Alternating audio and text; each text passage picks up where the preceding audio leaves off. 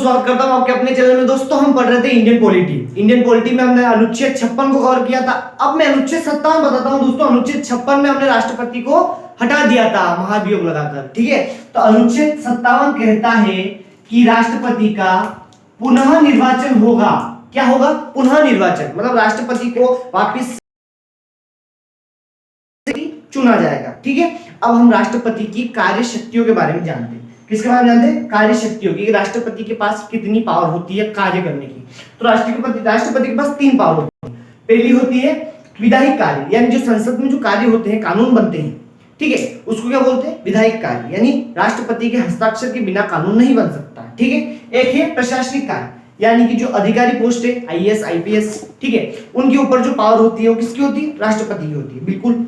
अगला है न्यायिक कार्य। न्यायिक कार्य मतलब जो सुप्रीम कोर्ट है, हाई कोर्ट है, उनके जज जो है उनको नियुक्त जो करता है वो कौन करता है? राष्ट्रपति करता है, ठीक है। दिमाग में बिठा लेना अच्छी तरह से। अब बात करते हैं हम विधायिक कार्य के बारे में। विधायिक कार्य कहता है कि राष्ट्रपति संसद का अंग है, बिल्कुल है, बिल्कुल है। पहली है राज्यसभा, क्या है? दूसरी है लोकसभा, क्या है? दूसरी है लोकसभा, ठीक है। और तीसरा कौन है? राष्ट्रपति। क्लियर बात है? देखो संसद कब कवर होगी? जब राज्यसभा लोकसभा मिल जाए, लेकिन अगर राष्ट्रपति ना मिले तो संसद बन ही नहीं सकती। अगर आपसे मैं एक सवाल पूछता हूं कि राष्ट्रपति कहां बैठता है, ये प्रश्न छोड़ रहा हूं, राष्ट्रपति कहां बैठता है, कमेंट में जरूर करना, ठीक है, मैं नहीं बताऊंगा। दूसरा दे रखा है बिना उसके हस्ताक्षर के कोई भी विधेयक कानून नहीं बन सकता। जैसा कि मैंने कहा, अगर राष्ट्रपति उस पर साइन नहीं करे तो कानून बन ही नहीं सकता, वो विधेयक क्या होगा? खारिज कर दिया जाएगा। अगला है राष्ट्रपति संसद के प्रत्येक सत्र आहूत सत्रावसान करता है, यानी कि राष्ट्रपति जो संसद में होता है उस सबका कर्ता धर्ता कौन है? राष्ट्रपति। अब हम जानेंगे राष्ट्रपति के निषेधाधिकार शक्तियां, यानी राष्ट्रपति की पावर क्या है, ठीक है।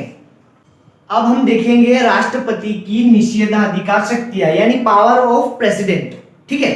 तो पावर ऑफ प्रेसिडेंट यानी 3 पावर होती है उसके पास। पहली होती है संपूर्ण निषेधाधिकार शक्ति, दूसरी होती है निलंबनकारी निषेधाधिकार शक्ति, और दूसरी होती है जेबी निषेधाधिकार शक्ति। ये सबसे ज्यादा इंपॉर्टेंट है दोस्तों, सबसे ज्यादा क्या है? इंपॉर्टेंट है, क्योंकि समझ में नहीं आता ना, ठीक है।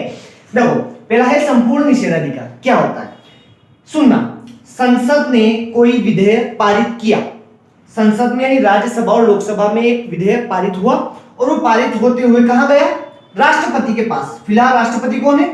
रामनाथ कोविंद। अब मान लो रामनाथ कोविंद जी ने मना कर दिया कि भाई मैं इस पे हस्ताक्षर नहीं करूंगा, क्या होगा? देखो विधेयक क्या होगा? पूर्णतः समाप्त। विधेयक पूर्णतः समाप्त हो जाएगा, और समाप्त होने के तत्काल वह कानून नहीं बन सकता। पहले भी बताया था वो कानून क्यों नहीं बन सकता? राष्ट्रपति अगर सिग्नेचर नहीं करे तो कानून नहीं बन सकता, ठीक है। अब हम अगला देखेंगे निलंबनकारी निषेधाधिकार शक्ति। दोस्तों अगला दे रखा है हमें निलंबनकारी निषेधाधिकार। निलंबन यानी उस चीज को टाल देना, ठीक है। तो निलंबनकारी में राष्ट्रपति क्या करता है कि अगर संसद से कोई भी कानून पारित, मतलब विधेयक पारित होता है, ये विधेयक यहां से पारित हुआ और राष्ट्रपति के पास जाता है, ठीक है, तो राष्ट्रपति उसे लौटा देगा। मतलब वो साइन करने से मना नहीं करेगा, पुनर्विचार के लिए वापस लौटा देगा। जैसे लिख रखा है पुनर्विचार वापस लौटाएगा, तो संसद उस पर क्या करेगी? पुनः पारित करेगी उसे। मतलब राष्ट्रपति ने उसको लौटा दिया तो संसद क्या करेगी? उसे पुनः पारित करेगी, ठीक है। क्योंकि इस प्रक्रिया में विधेयक कानून बनने से कुछ समय के लिए रुक जाता है, यानी कि निलंबन से क्या होगा कि जो विधेयक आया है वो कानून बनने से कुछ समय के लिए रुकेगा, कुछ समय के लिए, ठीक है। उसके बाद वो वापस जो राष्ट्रपति है उसके पास उसको पहुंचा दिया जाएगा।